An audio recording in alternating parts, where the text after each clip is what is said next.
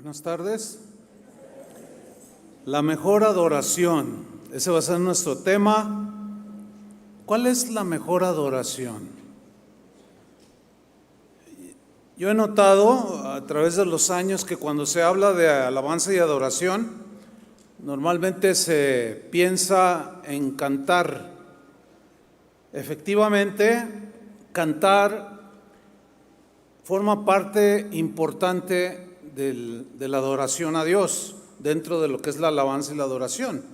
De hecho, la Biblia enseña mucho sobre el cantar. Por ejemplo, en el Salmo 47, versículo 6, en un solo versículo dice 4 veces el imperativo, el verbo imperativo cantar. Dice así: cantad a Dios. ¿A quién debemos de cantar? A Dios. Cantad a Dios, cantad, lo repite.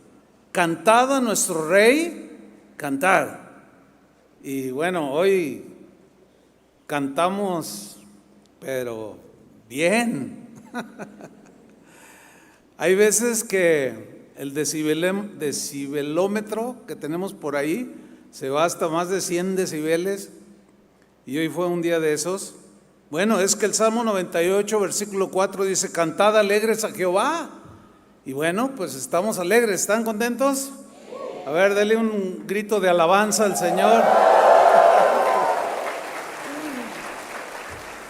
Bueno, yo soy sensible en mis oídos, pero el Señor no. El Señor sí los recibe. Fíjense que el apóstol Pablo instruyó a los cristianos en Éfeso sobre el cantar en sus reuniones, cuando ellos se reunían, y les instruyó sobre la alabanza y la adoración. En Efesios 5:19, en la versión lenguaje sencillo, lo traduce así: cuando se reúnan, canten salmos. Ahí está el mandamiento, es un mandamiento, está en imperativo. Cuando se reúnan, así como ahora, ¿qué tenemos que cantar? Salmos. Canten himnos, canten canciones espirituales. Y luego añade: alaben a Dios de todo corazón. Subrayo esa frase: canten a Dios, alábenle de todo corazón. Sin embargo, y es bueno poner el otro lado de la moneda, como solemos decir, la alabanza y la adoración va más allá de solo cantar. O sea, está bien, eso es algo que el Señor pone un cántico nuevo, etcétera, etcétera. Pero la adoración, la mejor adoración va más allá de solo cantar.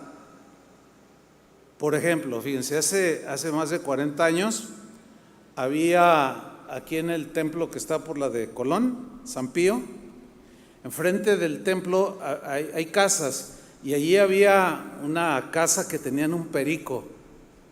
Y el perico pues diario oía los cantos de la iglesia, ¿no? Entonces el perico llegó a ser el centro de atracción turístico, porque venía la gente a ver el perico, porque cantaba así el perico: bendito, bendito, bendito sea Dios. A ver todos: los ángeles cantan. Se puso bueno. Pues así cantaba el perico, pero el perico se murió y pues no se fue al cielo, entonces hay un dicho que dice: para cantar, pues cualquier perico, ¿verdad? Hasta hay otro que dice: para cantar cualquier mariachi. Entonces, miren, la alabanza y la adoración va más allá de cantar, porque hasta el perico cantaba. Y fíjense que Jesús reprochó a los fariseos, que eran muy enemigos de Jesús. Ellos adoraban a Dios, pero su corazón estaba lejos. Y ese podemos decir que podría ser la alabanza del perico, ¿sí? Fíjense, en Mateo 15, versículo 8, Jesús les reprocha y les dice: este pueblo, el que él estaba viviendo en ese momento, el que estaba presenciando, de labios me honra. Dice, como decimos, de boca para afuera. de labios para afuera, mas su corazón está lejos de mí. Pues en vano me honran, que se puede traducir como adorar. Pues en vano me adoran, en vano me adoran, enseñando como doctrinas mandamientos de hombres. Entonces aquí puede ser irónico. Podemos cantar salmos, como dijo Pablo, podemos cantar himnos, podemos cantar cánticos espirituales, sin embargo, tener el corazón lejos de Dios. Esto es posible.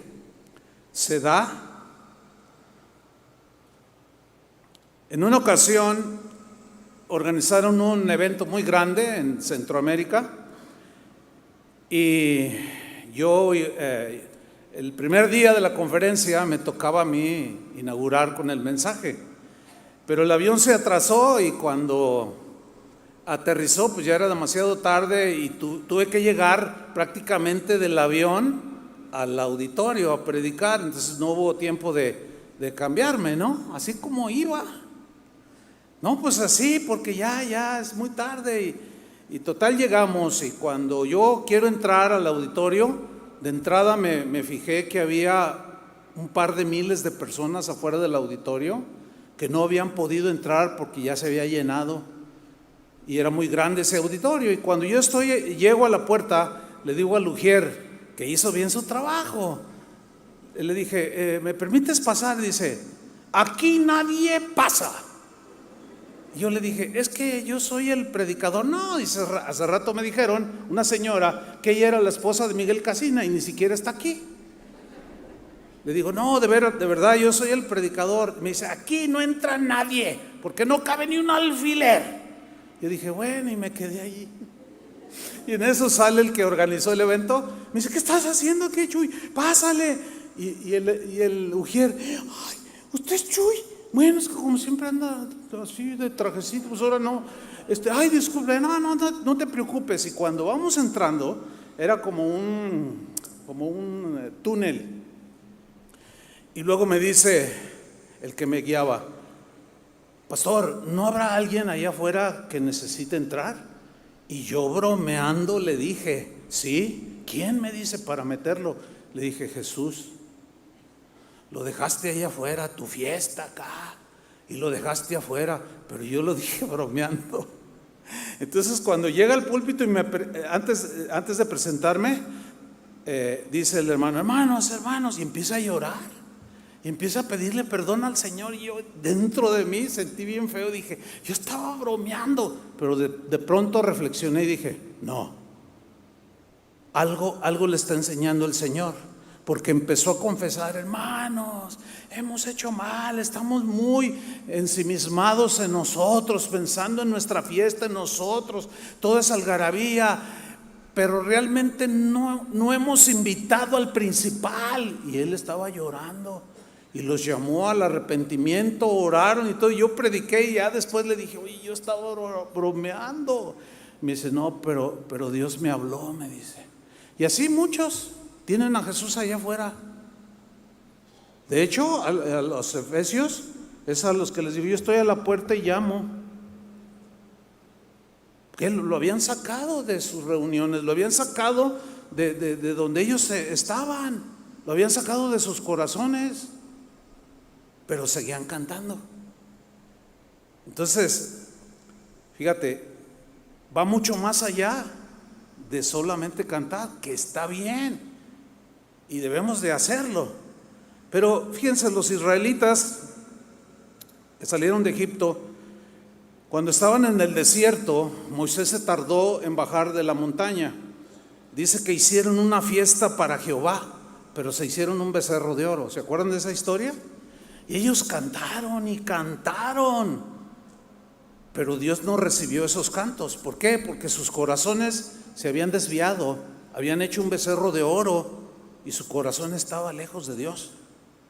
Dice la escritura en Éxodo 32:17, cuando Moisés y Josué bajaron del monte, Moisés llevaba las tablas de la ley o de los 10 mandamientos, y dice, cuando Josué escuchó los gritos de la gente, le dijo a Moisés, se oyen gritos de guerra en el campamento. Pero Moisés contestó: no son cantos alegres de victoria, ni son cantos tristes de derrota, o sea, de guerra por la victoria, o cantos de victoria o cantos de guerra por la derrota. No son estos los cantos, dice Moisés en esta traducción. Son otros cantos los que escucho. O sea, eran alabanzas a Dios. Pero, ¿qué sucede? Versículo 19. En cuanto Moisés se acercó al campamento y vio al becerro, nada más grotesco, ¿verdad?, que estar danzando alrededor de un becerro de oro que fabricaron sus manos. Vio al becerro y las danzas. O sea, es una manifestación de alabanza, danzar, saltar, regocijarse, cantar. Pero notan que aquí se está desvirtuando todo, y empezaron a hacerlo alrededor de un becerro. Y ardió Moisés de enojo y arrojó de sus manos las tablas, haciéndolas pedazos al pie del monte. Enseguida agarró el becerro y lo arrojó al fuego. Luego lo molió hasta hacerlo polvo, y el polvo lo roció sobre el agua. Entonces hizo que los israelitas bebieran de aquella agua. Miren, uno de los trabajos más laboriosos, más difíciles, más pesados, espiritualmente hablando, para un pastor o un líder espiritual, es quitar los ídolos del corazón de la gente, quitar los ídolos de nuestro corazón. Un ídolo es aquello que toma el lugar que merece Dios en el corazón, que es el primer lugar. Hay quien tienen como ídolo a su esposo, a su mamá, a su papá, a sus hijos, su trabajo, el dinero, y eso está en primer lugar. Y eso es lo más difícil de derribar los ídolos. Miren, yo me he pasado más de 40 años derribando ídolos del corazón de los cristianos, y todavía no termino. Y yo creo que me voy a morir y la gente va a seguir produciendo ídolos. ¿Por qué? Porque se desvirtúa la adoración. Y esto nos puede pasar a nosotros. Podemos cantar, podemos aplaudir, podemos danzar, y aún así nuestro corazón podría estar lejos de Dios, hermanos. Es ahí cuando nos podemos encontrar danzando alrededor de los becerros de oro que viven en nuestros corazones. Me voy a explicar. Podemos cantar, alegrarnos, aplaudir, danzar con el corazón lleno, no solo de idolatría, sino también de amargura. O sea, a ver. ¿Puede un cristiano tener amargura y reunirse y cantar salmos? Sí puede. ¿Puede un cristiano tener odio en su corazón y reunirse, como dice Pablo, y cantar cánticos espirituales? Sí puede. Igual hay corazones llenos de avaricia, o sea, están lejos de Dios. Otros están llenos de falta de perdón y odian al que los ofendió. La pregunta es, ¿Dios recibe este tipo de cantos? No. Hay algo allí que tenemos que ajustar. Nuestra vida tiene que ir de acuerdo a lo que decimos que creemos. Nuestras acciones tienen que ser coherentes con la enseñanza de Jesús. Miren, por ejemplo, en los tiempos del profeta Amós, allí en el Antiguo Testamento, algunos israelitas, cuando se reunían, alababan a Dios, cantaban, adoraban a Dios, se regocijaban, pero su corazón estaba lejos de Dios. Seguían haciendo sus cultos de adoración, pero sus vidas no honraban a Dios, no eran coherentes con lo que decían que creían. Y miren lo que Dios les dijo a esos que cantaban de esa manera. Amós capítulo 5 versículo 21, en la versión en lenguaje actual. Son textos bien fuertes, hermanos, pero se los voy a leer. Esta versión dice así: Dios está hablando y les dice: yo aborrezco sus fiestas religiosas. Fiestas religiosas, hay de todo tipo, ¿sí o no? Hay fiestas religiosas donde la devoción de la gente, la fe se desborda y al final la borrachera queda pero con todo. Es más, hasta en un bautizo, después de bautizar, se ponen unas borracheras y unos bailongos, le dan rienda suelta a la carne impresionante. Y Dios dice: yo aborrezco sus fiestas religiosas, no soporto sus cultos de adoración. Híjole, leo esto y digo: ay Señor, yo no sé qué haría si el Señor descendiera o dijera a mi corazón o nos hablara y dijera: ¿saben qué? Ya bájenle, no soporto sus cultos de adoración. Está fuerte, ¿no? Pero ahí no termina, dice el versículo 22. Sigue Dios hablando y dice: ustedes se acercan a mí trayendo toda clase de ofrendas, pero yo no quiero ni mirarlas. Versículo 23: vayan a cantar a otra parte. No quiero oír esa música de arpa. Está bien fuerte, ¿a poco no? ¿Se dan cuenta que tener devoción a Dios va mucho más allá de cantar? Ahí está. Dice el versículo 24, aquí está la razón del por qué el Señor no aceptó sus cánticos de adoración. Aquí está, versículo 24: mejor traten con justicia a los demás. Porque el patrón retenía el salario, defraudaba al otro, le robaba, lo transeaba. Dice: no me vengas a cantar después de hacer todas esas cosas, porque no las acepto, las aborrece mi alma. Mejor traten con justicia a los demás y sean justos como yo soy justo. ¿Se dan cuenta ahora cómo el Señor se mete en el ámbito de la adoración a Él con las vidas de cada uno de los adoradores? ¿Lo están notando? O sea, con sus acciones, ya no con algo externo como cantar o visible como cantar, sino se va al corazón. Por eso Jesús les dijo a los fariseos de aquel tiempo: ustedes de labios me honran, pero su corazón está lejos de mí. Dice: abunden sus buenas acciones como abundan las aguas de un río caudaloso. Porque se portaban mal, eran muy mala onda. Había hombres que golpeaban a la esposa y luego iban al templo a adorar, a cantar. Y dice Dios: no puedo aceptar eso. Entonces llegamos a la conclusión que cantar dentro de la alabanza y la adoración es importante. Sin embargo, para que Dios acepte nuestros cantos, debemos respaldarlos con un estilo de vida acorde a la enseñanza de Jesús. ¿Me estoy explicando? Una vida consagrada, una vida entregada que vaya de acuerdo a la enseñanza de Jesús. Miren, Dios acepta nuestros cantos de adoración cuando nuestro corazón está cerca de su corazón, que escuchamos los latidos de su corazón, entiéndase la palabra de Dios, y cuando nuestra vida lo glorifica con nuestras acciones. No como aquella mujer samaritana con la que Jesús platicó en aquel pozo de Jacob, ¿se acuerdan? Que dame agua. Bueno, sí, te doy agua, pero ve y llama a tu marido y ven acá. Y ella le dice: no tengo marido. Y Jesús le dijo: sí, has dicho verdad, no tengo marido, pero 5 maridos has tenido y el que ahora tienes 6 llevaba la señora. El que ahora tienes no es tu marido. Y en eso le cambia la plática a esta mujer. Le dice: nuestros padres adoraron en este monte y ustedes dicen que es Jerusalén y que no sé. Y de pronto se puso muy religiosa, muy espiritual. Miren, muy espiritual, de adoración, que aquí esto es lo correcto. Religiosa, con 6 hombres en su vida. Y Jesús dijo: no, yo vengo a arreglar tu vida, precisamente de ese engaño en el que tú estás viviendo.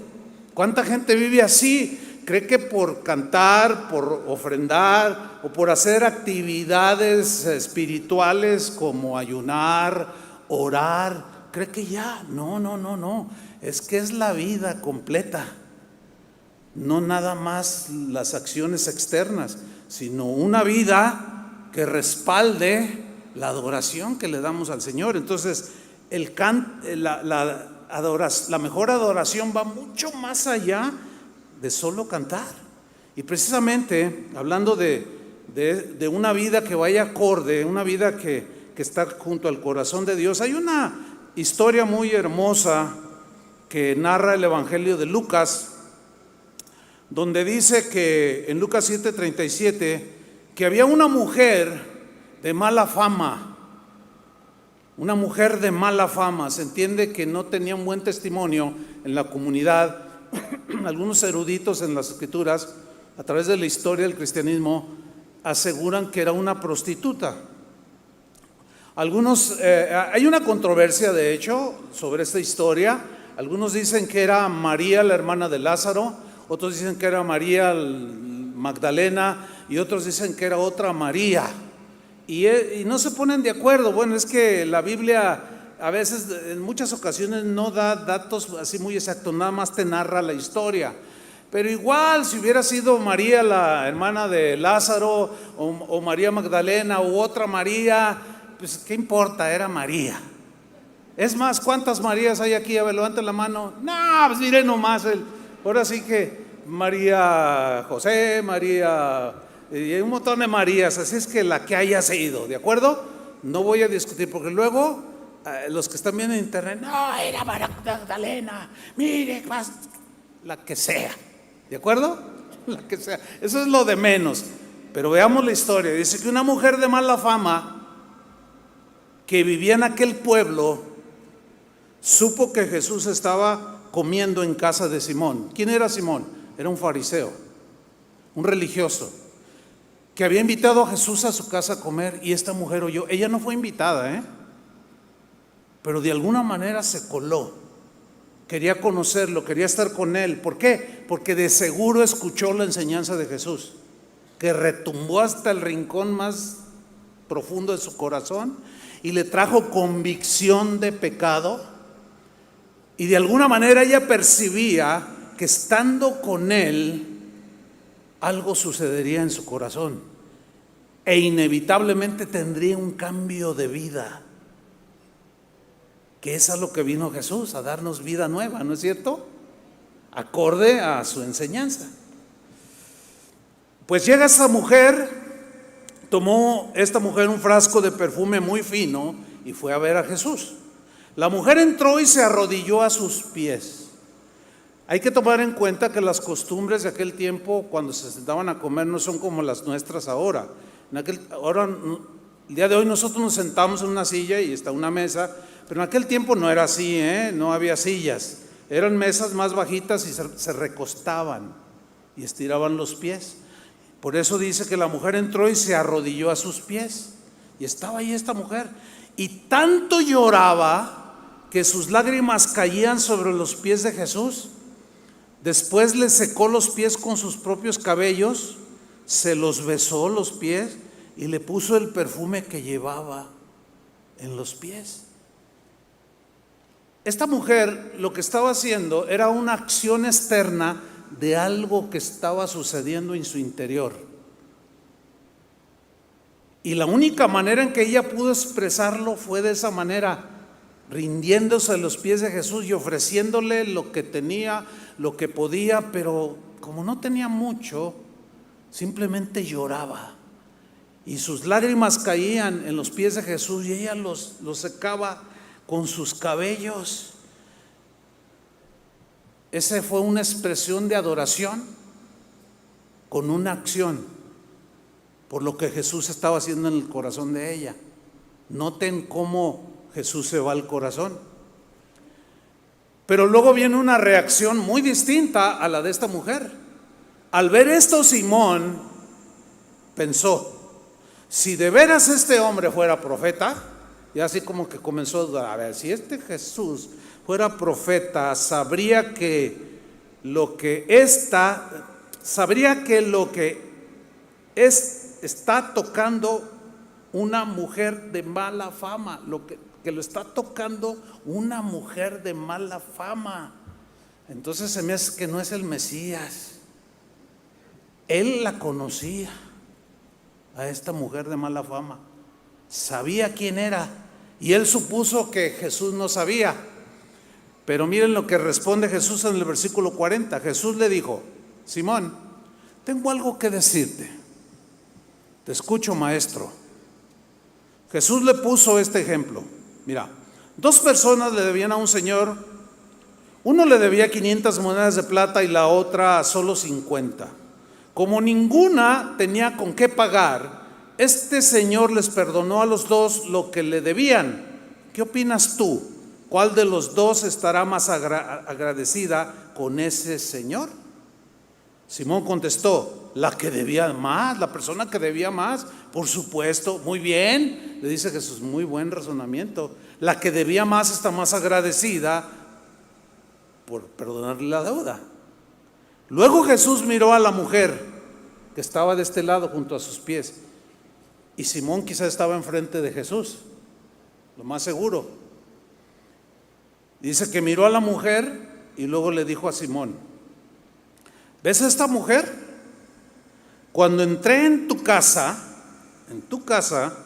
tú no me diste agua para lavarme los pies. ¿Por qué le dijo esto Jesús? Hay que ver un contexto cultural aquí en este pasaje.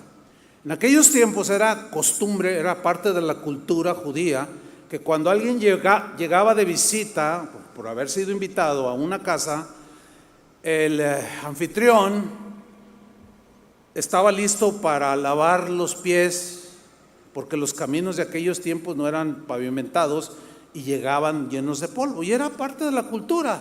Entonces Jesús le dijo: mira, cuando llegué a tu casa no me diste agua para lavarme los pies. Esto habla de una indiferencia total y completa. Quería conocerlo, lo invita a su casa y se porta de una manera tan mal educado. O sea, indiferente. Cuando alguien te es indiferente, no eres atento. Y Jesús le sigue diciendo: ella, en cambio, me los ha lavado con sus lágrimas y los ha secado con sus cabellos. Tú no me saludaste con un beso, que era también parte cultural. Se abrazaban, se besaban repetidamente. Dice: tú ni siquiera un beso me diste. Qué desatento eres, Simón. Ella, en cambio, desde que llegué a tu casa, no ha dejado de besarme los pies. Tú no me pusiste aceite sobre la cabeza para limpiar. Ella, en cambio, me ha perfumado los pies con el perfume caro que traía. Me ama mucho porque sabe que sus muchos pecados ya están perdonados. En cambio, al que se le perdonan pocos pecados, ama poco. Es decir, Jesús le está diciendo: tú te sientes muy santo y eso te hace indiferente hacia mí. O sea, te soy indiferente. Ahora yo les pregunto a ustedes, la Reina Valera traduce: el que ama, el que se le perdonan muchos pecados, ama mucho. Yo les pregunto, ¿cuántos pecados te han sido perdonados? Díganlo. Muchos, ¿verdad? ¿Y por qué, si tú admites esto, por qué somos tan indiferentes con Jesús? ¿Se dan cuenta? Allí ya no armoniza, porque ella hizo todo lo posible, se desvivió por demostrarle que estaba agradecida y derramó su corazón allí completamente. De allí se deriva todo lo que, bueno, hemos enseñado a través de los años, y una vez más se lo repito. De ahí se deriva aún, fíjese, cuando nos reunimos, el llegar temprano. Eso habla de la importancia que le das al que vienes a ver. Yo les aseguro que algunos, si mañana tuvieran una entrevista para un trabajo que necesitan y están citados a las 9, lleguen a las 10. ¿Quién hace eso? Nadie hace eso. Pero ¿por qué con Jesús sí?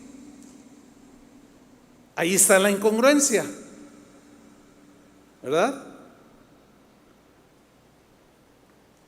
Y le dice en el versículo 48, después Jesús le dijo a la mujer, tus pecados están perdonados. No hay nada más tremendo en la vida de una persona que sus pecados sean perdonados. El hecho de haber sido perdonados nuestros pecados debe producir en nosotros un agradecimiento que no debe cesar de expresarse. Y este se expresa en la vida y en el canto a Él, porque pone un canto nuevo, porque somos nuevas criaturas. Esta mujer fue perdonada y transformada, y sin duda que vivió toda su vida para Jesús, y su vida se convirtió de ser un desastre, se convirtió en una vida de adoración constante por el cambio de vida que sufrió en su interior. Precisamente Jesús habló sobre la vida de sus discípulos, que debería de ser una adoración constante. ¿Se acuerdan cuando Jesús dijo, ustedes son la luz del mundo? Miren, vamos a leer ese pasaje en la versión en lenguaje actual. Mateo 5:14, lo traduce así: ustedes son como una luz que ilumina a todos. Son como una ciudad construida en la parte más alta de un cerro y que todos pueden ver. Nadie enciende una lámpara para meterla debajo de un cajón. Es ilógico eso, todo lo contrario. La pone en un lugar alto para que alumbre a todos los que están en la casa. Y luego mire lo que viene en el versículo 16. De la misma manera, la conducta de ustedes debe ser como una luz que ilumine y muestre cómo se obedece a Dios. Hagan buenas acciones, que era lo que le reprochó en el tiempo de Amós. No me canten, no voy a recibir. Quiten sus instrumentos, no los acepto. Odio sus reuniones de oración. No, lo que quiero es que ordenen su vida y luego cántenme. Ordenen su vida, sean justos con los demás, así como yo soy justo, etcétera, etcétera. Hagan buenas acciones, así los demás las verán y alabarán a Dios, el Padre de ustedes que está en los cielos. ¿Notan cómo Jesús aquí ya se mete de lleno en lo que tiene que ver con la mejor adoración, con un estilo de vida, con las acciones de cómo vivimos, cómo enfrentamos la vida, cómo tratamos a los semejantes? Entonces aquí la pregunta lógica es, entonces, pastor, ¿cuál es la mejor adoración? Así se llama, este es el título del mensaje, la mejor adoración. Pero entonces, ¿cuál es la mejor adoración? A este punto ya deberíamos saber cuál es la mejor adoración. La mejor adoración es una vida de obediencia. Es una vida de obediencia al Señor, obediencia a su palabra, obedecer al Señor en su enseñanza, lo que Él nos enseñó, lo que Él dejó a los apóstoles para que enseñaran y que hicieran discípulos. Por ejemplo, tenderle la mano al necesitado. ¿Sabían ustedes que cuando tú tiendes la mano al pobre o al que está en necesidad, y con amor y misericordia, y le tienes la mano y lo ayudas, ese es un acto profundo de adoración? ¿No sabías? Pues ahora ya lo sabes. Va mucho más allá de cantar o de solo cantar. Por ejemplo, la parábola del buen samaritano nos ilustra muy bien lo que es un acto de adoración cuando le tendemos la mano al que está en desgracia. Se le acercó a Jesús un hombre y le dijo, ¿quién es mi prójimo? No sé, no entiendo. Y era un maestro de la ley, imagínense. Pero él hipócritamente le dijo eso a Jesús, no sé quién es. Y Jesús pacientemente le dijo, fíjate que un hombre descendió de Jericó a Jerusalén y en el camino lo asaltaron unos ladrones, le robaron todo, lo golpearon, lo dejaron medio muerto. De pronto aparece un sacerdote, y viéndolo pasó de largo, lo miró, ni le saludó, ni hizo nada, y se fue.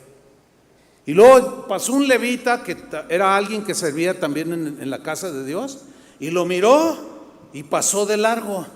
Pero fíjate que luego pasó un samaritano al que ustedes no quieren. Ustedes odian a los samaritanos. Y ese samaritano, cuando lo vio, fue movido a misericordia y se acercó y vendó sus heridas y le dio de comer y lo ungió con aceite para sus heridas y lo llevó a un hostal y ahí cuídenmelo y mañana regreso y cuando regrese les pago lo que gastaron. Le pregunta: ¿quién crees que fue el prójimo? ¿Quién crees que hizo la voluntad de Dios? No, pues el samaritano. Haz tú lo mismo. ¿Se fijan cómo eso es lo que acepta el Señor? Porque para cantar, bueno, pues el perico cantaba.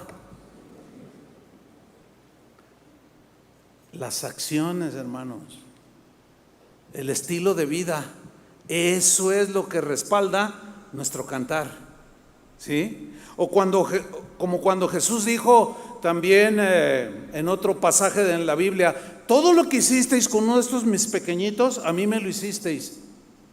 Cuando te vimos hambriento, te dimos de comer, sí. Cuando te vimos mal, enfermo, te visitamos, qué sé yo, oramos por ti, sí, qué bueno. De cierto les digo, todo eso que hicisteis, a mí me lo hicisteis. ¿Notan cómo son acciones? ¿Notan cómo es un estilo de vida? No es solamente cantar y hacer después, cantar como santo y después vivir como demonio. No va, o sea, no, como dicen los jóvenes, no amarra, no embona, es ilógico. En Juan 14:15 Jesús dijo lo siguiente, en la versión en lenguaje sencillo, Él dijo: ustedes demostrarán que me aman si obedecen lo que les mando. En la Reina Valera dice: si me amáis, guardad mis mandamientos. Ahora, esto que voy a hacer lo he hecho antes, pero lo voy a hacer de nuevo. Dice: si me amáis, guarden mis mandamientos. Ustedes demostrarán que me aman si obedecen lo que les mando. Ahora la pregunta, que algunos ya saben, es esta: ¿cuántos aman a Dios? Díganlo, ¿cuántos aman a Dios? No, qué aguado. Aman a Dios, amén. Uy, si estuviera aquí Jesús, así le dirían. Ven cómo somos un poco así como, no tenemos la conciencia de que Él está aquí. No la tenemos porque no lo vemos, pero Él está aquí. ¿Cuántos dicen amén? Amén. Eso. ¿Cuántos aman a Dios? Amén. Sí. Él oyó, Él vio, Él sabe, ok. Pero aquí la segunda pregunta es: ¿cuánto amas a Dios?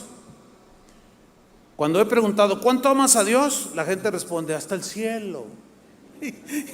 Dan respuestas así muy raras, ¿no? ¿Cuánto amas a Dios? Hasta el cielo. Y si le preguntan a un jalisquillo: ¿cuánto amas a Dios? Bien mucho. Si le preguntas a un argentino: muy mucho. Pero lo siguiente es la verdad. Yo amo a Dios no por cuánto digo que lo amo.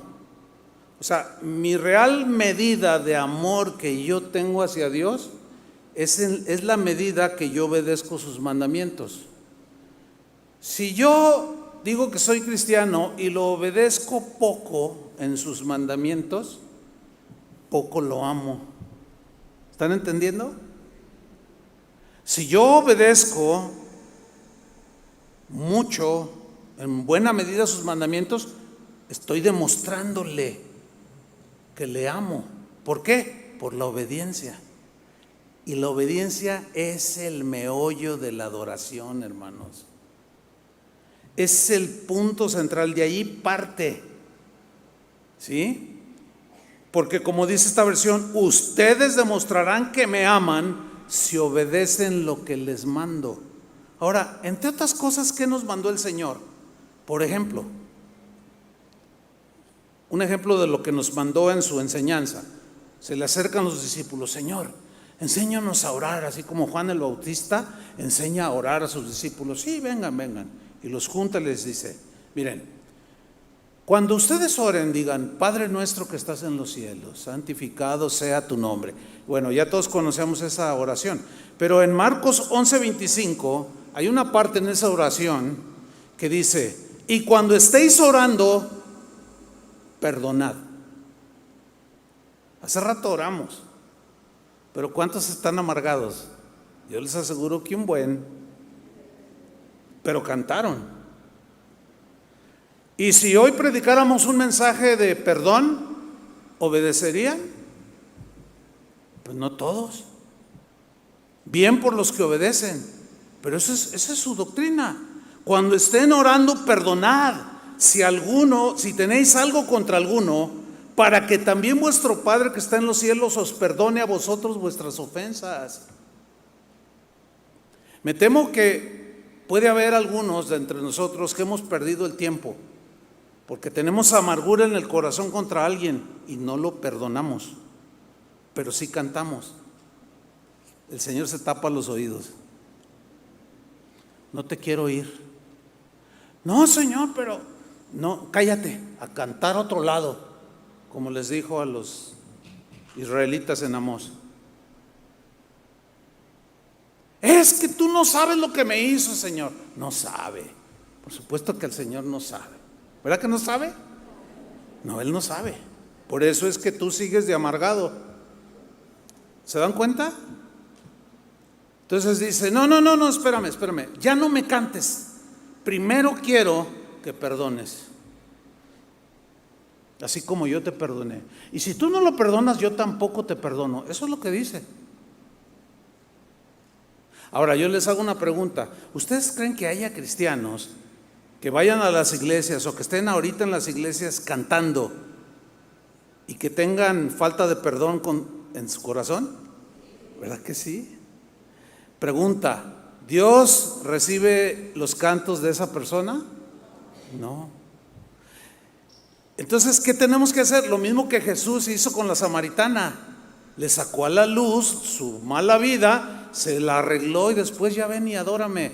Y no tiene que ser ni aquí ni acá, es acá. Porque ustedes de labios me honran, pero su corazón está lejos de mí. Me recuerda esto del perdón a un discípulo llamado Esteban, que por cierto fue el primer mártir en la iglesia cristiana. Por estar predicando, de pronto pues no recibieron la predicación, agarraron piedras. Dice en Hechos 7:59, mientras le tiraban piedras, Esteban oraba así. Fíjense cómo su vida en un momento difícil, estaba a punto de morir. Fíjense, su vida, su reacción fue acorde a la enseñanza de Jesús. Y esa fue la mejor adoración que él le brindó al Señor. Mientras le tiraban piedras, Esteban oraba así: Señor Jesús, recíbeme en el cielo, o recibe mi espíritu, como dice la Reina Valera. Versículo 60. Luego cayó de rodillas y gritó con todas sus fuerzas: Señor, no los castigues por este pecado que cometen conmigo. Y con esas palabras de perdón en sus labios, murió. ¡Wow! Ese fue el acto de adoración más profundo que rindió este hombre llamado Esteban. En el momento más trágico de su vida, donde la estaba perdiendo, estaba perdonando. ¿Se acuerdan de Jesús en la cruz? Padre, perdónalos, no saben lo que hacen. Perdónalos, no les tomes en cuenta este pecado. Y nosotros ahí estamos, pero cantamos como el perico. ¿Se dan cuenta? ¿Qué es lo que quiere entonces el Señor? ¿Que le cantemos o nuestro corazón? Claro, nuestro corazón, que no esté lejos de Él. Y nuestro corazón se acerca al corazón de Dios cuando le obedecemos. El desobediente se aleja del corazón de Dios. Y aunque cante y cante bien, Dios no lo recibe. Yo estoy convencido que hay muchas reuniones donde Dios se tapa los oídos, porque los cristianos se volvieron como si no fueran cristianos, viven. Y eso no lo acepta el Señor. Y así murió Esteban. Entonces vemos que perdonar es uno de los actos de adoración a Dios más profundos que un cristiano puede ofrecerle a Dios. ¿Por qué? Porque estás haciendo lo que Jesús hizo en la cruz cuando Él se ofreció en sacrificio al Padre por nosotros. Cuando controlas tus impulsos, controlamos nuestros impulsos pecaminosos como la venganza, la envidia, los celos, la avaricia, nos estamos negando a nosotros mismos. Cuando el mundo te quiere atraer y tus amigos del mundo o tus conocidos, compañeros de trabajo te invitan al pecado y tú estás ahí en la tentación, pero te paras firme y dices, no, yo no voy. Y se burlan de ti, pero tú aguantas. Dices, no, es que yo ya soy de Jesús, yo soy de Cristo. Mira, al negarte en ese momento, al no participar ya en las obras de las tinieblas, esa acción que acabas de hacer de negarte es un acto de adoración que va mucho más allá del cantar. El cantar que acepta a Dios es después de las acciones que tomamos o que hacemos y que Dios las recibe. Es exactamente lo que Pablo dijo en Romanos 12, versículo 1, en la versión al día, dice: por tanto, hermanos, noten que le habla a los cristianos, tomando en cuenta la misericordia de Dios, os ruego que cada uno de vosotros, y noten cómo esta versión lo relaciona con la adoración, cada uno de vosotros en particular, en adoración espiritual, ofrezca su cuerpo como sacrificio vivo, santo y agradable a Dios. No se amolden al mundo actual. O sea, se refiere, no se identifiquen, no caigan en el molde y en el estilo de vida de la gente que no conoce a Dios. Ustedes ya no pertenecen a este mundo. Ustedes ya pertenecen al reino de Dios. Y su estilo de vida tiene que ser distinto. El que maldecía, ya no maldiga. El que robaba, ya no robe.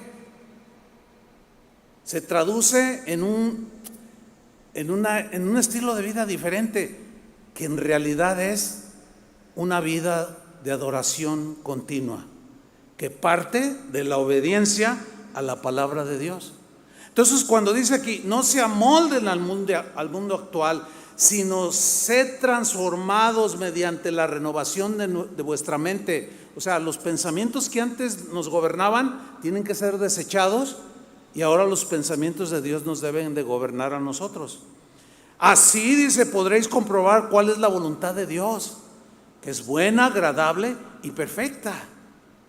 Pero otra de las maneras en que nosotros ofrecemos la mejor adoración es cuando reaccionamos con humildad de corazón, reconociendo la soberanía de Dios, que Él tiene todo en control, que no sucede nada que Él no permita, y cuando permite cosas, Él tiene propósitos, pero no dejan de ser situaciones difíciles. Pero aquí está el punto: cuando reaccionamos con humildad delante de Dios, cuando la adversidad nos alcanza, cuando la aflicción nos llega, que tarde o temprano llega, a unos más pronto que a otros se les repite, otros descansan un tiempo y al rato otra vez. Pero a ateos y a cristianos, todos tenemos momentos tristes, ¿sí o no? Y muchas veces trágicos. No hay distinción, pero la reacción es el meollo de la mejor adoración. Vamos a ver un ejemplo que es clásico, que es un ejemplo extremo, pero esa es la vida de Job.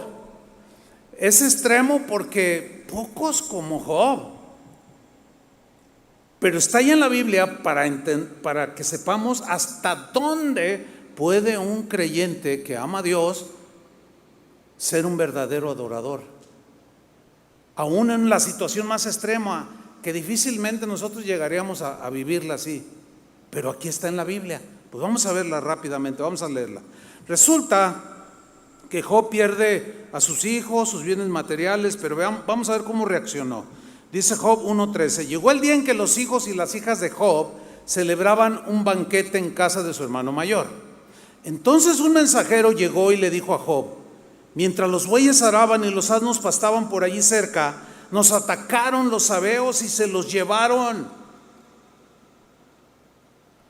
O sea, el ganado, a los criados los mataron a filo de espada. Solo yo pude escapar y ahora vengo a contártelo. Y dice el 16: no había terminado de hablar este mensajero cuando llegó otro y le dijo: Job, del cielo cayó un rayo que calcinó a las ovejas y a los criados. Solo yo pude escapar para venir a contártelo. No había terminado de hablar este mensajero cuando otro más llegó y dijo: unos salteadores caldeos vinieron y dividiéndose en 3 grupos se apoderaron de los camellos y se los llevaron, se les robaron todo. A los criados los mataron a filo de espada. Solo yo pude escapar para venir a contártelo, una tras otra. No, eso abruma, ¿sí o no? O sea, eso rompe el corazón y eso te mete en confusión por lo difícil de la situación. Pero sigamos leyendo, versículo 18. Aún no había terminado de hablar este mensajero cuando otro llegó y dijo: tus hijos e hijas estaban celebrando un banquete en casa del mayor de todos ellos. Y de pronto, Job, un fuerte viento del desierto dio contra la casa y derribó sus 4 esquinas. La casa cayó sobre los jóvenes y todos tus hijos se murieron. Híjole. Solo yo pude escapar y ahora vengo a contártelo. ¡Qué tremendo! Es un caso extremo porque yo no conozco a alguien que haya sufrido esto. Que de una tras otra se quede sin hijos y sin bienes, sin nada. Ahora, si usted me pregunta: pastor, ¿qué hubieras hecho tú? La verdad, no sé, pero yo ahora se la reviro. ¿Qué haría usted? Bueno, sin duda, por menos a esto, yo he visto a muchos renegar de Dios. He visto a algunos abandonar a Dios, por mucho menos que esto, De hecho, leí la historia de uno de los ateos más famosos en la actualidad. Él vive y se la pasa en las universidades y dando conferencias acerca de su ateísmo. Él es un científico, tiene una mente muy ilustre, es muy preparado, pero él es ateo. Pero en uno de los debates que él tuvo, uno le dijo: se me hace que tú tuviste algún problema en tu juventud con Dios. Y de pronto se le quedó viendo y reaccionó y dijo: sí, porque yo fui cristiano, dice, cuando era un niño y un joven. Mi mamá, íbamos a la iglesia, yo nada más tenía a mi madre. Y un día ella enfermó de cáncer y yo con todo mi corazón le pedí: Señor, sánala, el único que tengo. Y se la llevó. ¿Y por qué se la llevó? Y me dejó en la orfandad y Dios me abandonó. Y se amargó contra Dios y lo dejó, porque no sanó a su mamá. Que de todas maneras, de algo nos tenemos que morir, ¿sí o no? Entonces, ¿por qué amargarse contra Dios? Pero sucede, ahí está, sucede. ¿Pero qué hizo Job? Esto es lo extraordinario de la vida de Job. Un varón justo, apartado del mal, temeroso de Dios. Dice en el versículo 20: en ese momento Job se levantó. Estaba ahí sentado porque siéntate, te vamos a decir estas noticias. Se levantó y rasgó las vestiduras, se rasuró la cabeza, que era una expresión de duelo en aquel tiempo, y luego, abatido, completamente deshecho y destrozado, cayó al suelo. Pero lean con atención: cayó al suelo, pero ¿cuál era su actitud? Me gusta la traducción porque refleja lo que realmente fue. La Reina Valera dice que se arrodilló, se postró y adoró a Dios. Pero esta traducción me aclara un poco más. O escucha las malas noticias: cae al suelo en actitud ¿de qué? De adoración. ¿Se dan cuenta? O sea, y no estaba cantando: Me gozaré en la presencia del Señor. No estaba cantando eso. Estaban en una desgracia, pero su actitud fue ¿de qué? De adoración. Ante la adversidad, entonces él dice en el versículo 21, entonces Job dijo: desnudo salí del vientre de mi madre y desnudo he de partir. El Señor ha dado, el Señor ha quitado. Bendito sea el nombre del Señor. ¿Qué manera o qué clase de adorador? Nivel extremo. ¿Se dan cuenta que adorar a Dios, alabar a Dios, adorar a Dios va mucho más allá que cantar?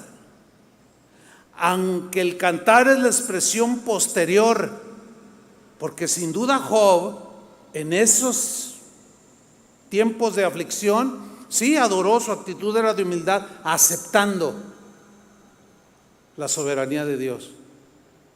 Y no tengo la menor duda que él se ponía las manos en su corazón, alzó su rostro y cantó. Cantó a lo mejor el primer salmo que no está registrado, no lo sé. Como los salmos de David, donde decía que inundaba de llanto su cama y mojaba la almohada de tanto llorar. Estaba afligido, pero lo hacía cantando. Adoraba al Señor. Entonces, cualquier actividad espiritual, ya sea alabar a Dios, servirle, ofrendar, ayunar y aún orar, solo son rituales vacíos, sin sentido, a menos que se hagan con una actitud de adoración y de obediencia a Dios. ¿De qué? De obediencia a Dios. Para terminar, el ejemplo de Abraham. La vida de este hombre es uno de los ejemplos en la Biblia de la mejor adoración que le podemos ofrecer al Señor, que es una vida continua de obediencia. Dice en Hebreos 11:8 que por la fe Abraham, siendo llamado, esto está registrado en Génesis, cuando Dios lo llamó de Ur de los Caldeos y le llamó Abraham, y él, ¿quién? Sí, ¿quién? Yo soy Dios, le dice. Salte de tu tierra y de tu parentela. O sea, se le reveló a Abraham. Y dice aquí, por la fe Abraham, siendo llamado, o sea, creyó en el que no veía, siendo llamado, ¿qué hizo? Díganlo fuerte. Obedeció. Ahí está el secreto, entre comillas o entre paréntesis, de la vida de adoración de mucha gente en la Biblia, que es de donde nosotros debemos de aprender, que nuestra vida debe ser una adoración constante.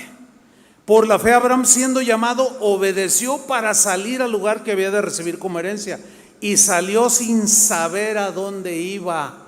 Cada paso que daba, el Espíritu de Dios lo guiaba. Dios lo dirigía porque había obedecido. Cada paso que él daba era en obediencia y estaba adorando a Dios.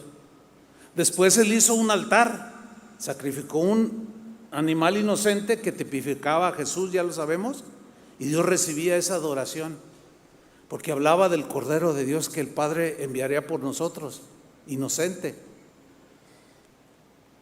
Y sale sin saber a dónde iba, y Dios le da una promesa y le dice: mira, Abraham, yo te voy a bendecir, te voy a multiplicar, te voy a dar una grande descendencia.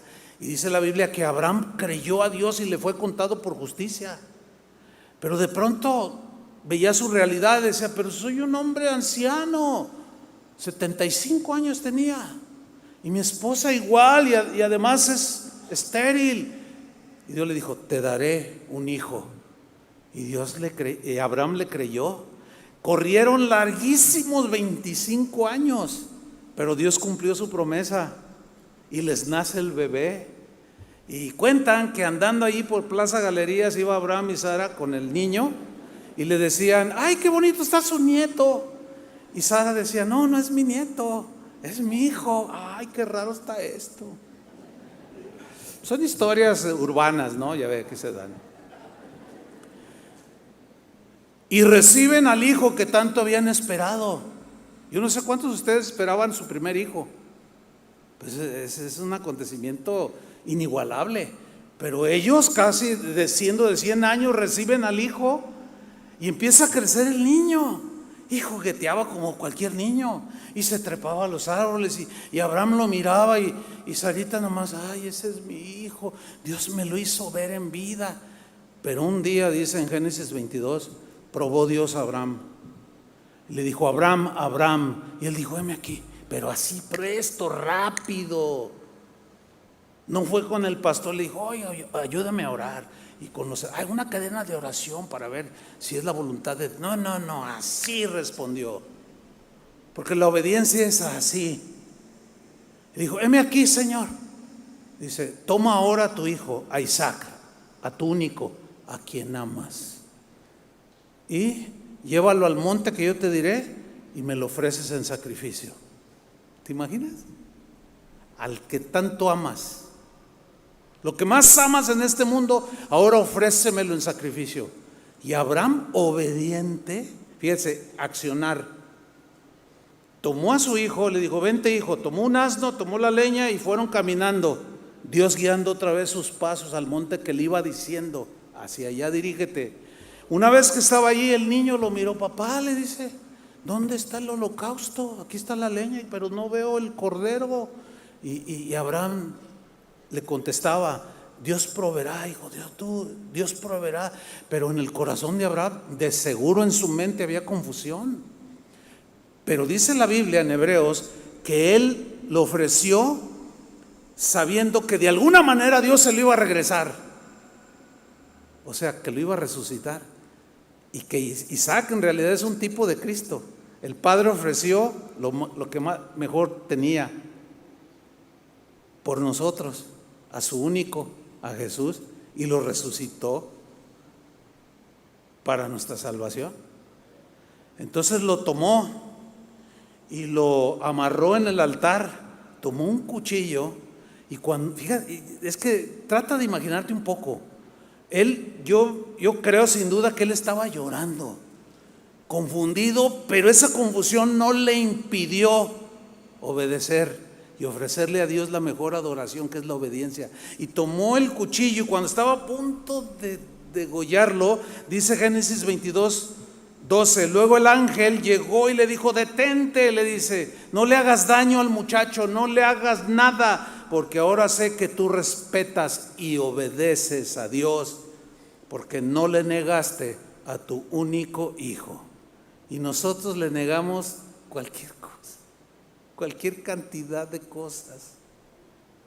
Pero él no nos negó a su hijo, Jesús, lo mejor que él tenía. Abraham había ofrecido al Señor la mejor adoración, su obediencia. Esa es la mejor adoración. Obedece a Dios, aún en los mandamientos más pequeños. Nadie es perfecto, todos estamos creciendo, yo entiendo esto. Ninguno de nosotros es ya la perfección, no. Pero hacia allá vamos, creciendo, madurando, obedeciendo, entendiendo, teniendo revelación de Dios. Y que nuestra vida sea una vida de adoración continua, no solo en estos momentos tan deleitosos, porque es deleitoso estar como cuerpo de Cristo alabando al Señor, es maravilloso. ¿A poco no? Les gusta, ¿verdad? Es algo maravilloso porque expresamos. Bueno, ahora hay que coordinar nuestra vida, irla perfeccionando y coordinarla más con lo que cantamos, con lo que vivimos. ¿Cuántos dicen amén? De esa manera el Señor recibe la mejor adoración. Después de eso, cantemos todo lo que queramos. Y Dios se va a regocijar con nosotros, porque Él canta también cuando nosotros cantamos. ¿Se acuerdan de ese versículo? Pónganse de pie, hermanos. ¿Cuál es tu mejor adoración? La obediencia. Ahora levanta tus manos al Señor y dile, Señor, gracias por tu palabra, que me ilumina mi ser, mi espíritu, mi alma, mi mente, me aclara los pensamientos y las intenciones del corazón. Y podemos reconocer, Señor, que tu palabra es la verdad Y tu palabra, Señor, la verdad nos hace libres, libres de tantas cosas, Señor, que aprisionan el corazón del ser humano, que luego termina alejándonos de ti, Padre. Y podemos tener acciones en apariencia piadosas, como cantar, como levantar las manos, aún orar, ayunar, o sea, cosas que tienen que ver con la piedad, y sin embargo nuestro corazón estar lejos. Pero hoy, Señor, queremos arreglar nuestra vida como aquella samaritana que tenía 5 maridos y vivía con otro, ya llevaba 6. O como aquella mujer que llegó y enjugó tus pies con sus lágrimas, reconociendo que era pecadora. Todas la condenaban, pero tú la perdonaste y le dijiste: tus pecados son perdonados. Y ella te amó mucho, Señor. Y nosotros reconocemos que nuestros pecados, que son muchos, han sido perdonados. Por consiguiente, Señor, deberíamos de amarte mucho. Pero eso se va a reflejar en nuestra vida cotidiana. Porque te amamos, obedecemos. Y podemos levantar nuestras manos y cantarte con alegría, con regocijo, pero también derramar nuestro corazón en gozo, en alegría. Aún en medio de la aflicción, aún pueden ser cantos tristes, dirigidos a ti, como algunos salmos, pero son cantos de acercamiento, son cantos de reflexión que nos acercan a tu corazón, Señor.